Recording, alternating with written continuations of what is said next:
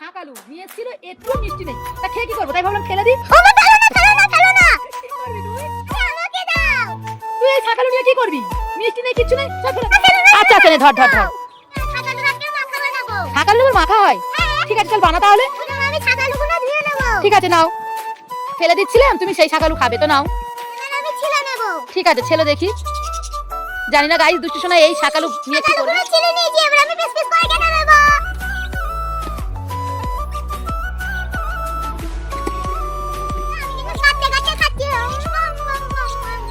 এর মধ্যে মশলা দেব, কি কি দেব দেখে নাও। দেব নুন,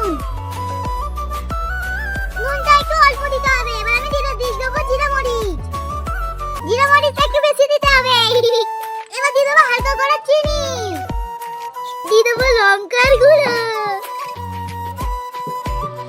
দিয়ে দেবো আমি কাসুন্দি। কাসুন্দি দিলে যা খেতে লাগবে না বন্ধুরা।